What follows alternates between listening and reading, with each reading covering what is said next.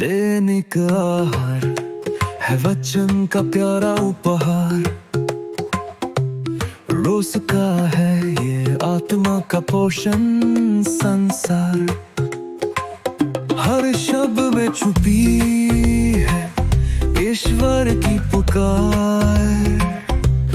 आओ सुनो समझो जीवन में लाओ प्यार।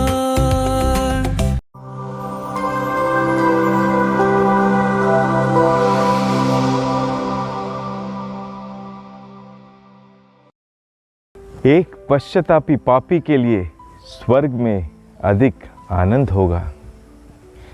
क्रिस्त में मेरे प्रिय भाइयों और बहनों, परिवर्तन प्रकृति का नियम है। हर एक चीज़ परिवर्तित होती है। हर एक चीज़ का परिवर्तन होने का अपना एक समय होता है। जैसे हम बचपन में जब पैदा होते हैं, हम छोटे होते हैं और धीरे धीरे कर बढ़ने लगते हैं। एक बीज जब ज़मीन में बोया जाता है, धीरे धीरे कर वो पौधा बनता है। पौधा बनने के बाद में वो बड़े पेड़ में तब्दील हो जाता है। यह परिवर्तन है जो प्राकृतिक रूप से हर एक जीव के साथ जुड़ा हुआ है।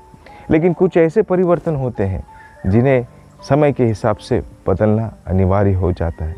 जैसे हम बड़े होने पर बच्चों समान चीज़ें नहीं करते। अगर हम ऐसा करते हैं तो लोग हमारा मजाक उड़ाते हैं। लेकिन हम जैसे जैसे बड़े होते हैं उन आदतों को छोड़ने लगते हैं जो बचपन से जुड़ी हुई होती है और एक सभ्य व्यक्तित्व बनकर एक अच्छा जीवन जीने का प्रयास करते हैं। वैसे ही हमारे आध्यात्मिक जीवन में बढ़ने के लिए या ईश्वर के प्रिय शिष्य शिष्याएं बनने के लिए हमें एक और परिवर्तन की ज़रूरत है।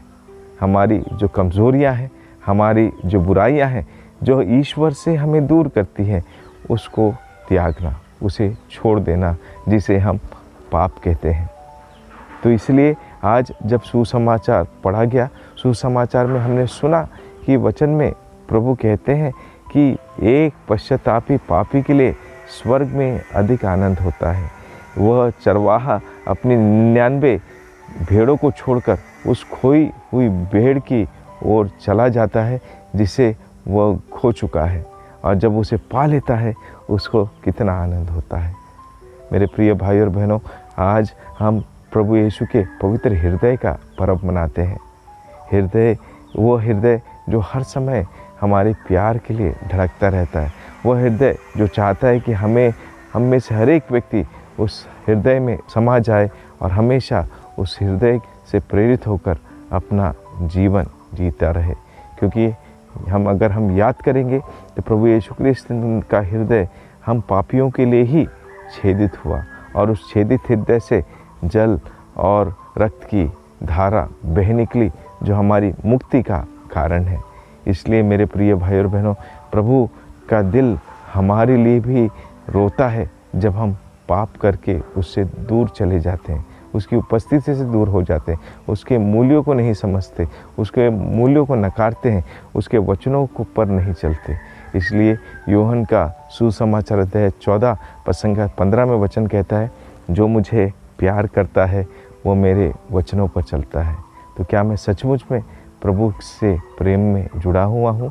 आज का यह पर्व हमें यही सिखाता है कि प्रभु हमें कितना प्यार करता है। और जब प्रभु हमें इतना प्यार करता है, हम क्यों प्रभु को प्यार नहीं कर पाते? क्यों नहीं कर पाते? वह जिसने हमें सब कुछ दिया है, हमारा घर, हमारा परिवार, हमारे माता पिता, हमारे दोस्त, सब जितना भी आज हम खुशी से, आनंद से झूमते हैं, आनंद मनाते हैं, खुशी मनाते हैं, आरामदायक ज़िंदगी में जीते हैं, सब कुछ ईश्वर से द्वारा हमें मिला है। अगर हम इस वरदानों की कद्र करते हैं तो ज़रूर हमें चाहिए कि जो व्यक्ति हमें इतना देता है, क्यों हम उसके प्रेम से दूर हैं?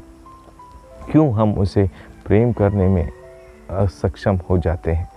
तो आज इसी विचार पर हम मनन चिंतन करेंगे प्रभु यीशु के पवित्र हृदय से, कि जैसे ईश्वर का हृदय हमारे लिए प्रेम से भरा हुआ है, हमारा भी हृदय प्रभु के प्रेम से भरा रहे। और जैसे प्रभु ने कहा है, सबसे पहली और बड़ी आज्ञा, अपने सारे हृदय सारे मन, सारी शक्ति से ईश्वर को प्यार करो और अपने पड़ोसी को अपने समान प्यार करो।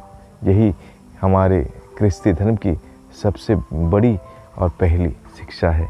तो आइए इस शिक्षा पर चलें और आज इस शुक्रवार के दिन हम याद करें उस पवित्र हृदय को जो हमारे लिए बार बार छेदित किया जाता है हमारे पापों के कारण, कि हम हमारी बुराई को छोड़कर प्रभु से प्रेम करना सीखें और उसके प्रेम में बने रहें। ईश्वर हम सबों को आशीष दे। आमीन।